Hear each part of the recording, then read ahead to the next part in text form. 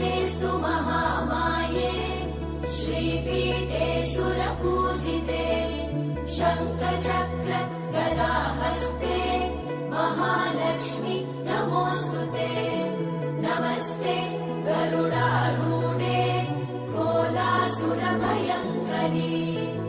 सर्वपाप हरे देवी महालक्ष्मी नमोऽस्तु ते महादेव्यै च विद्महे विष्णुपत्नी च धीमहि तन्नो लक्ष्मी प्रचोदयात्।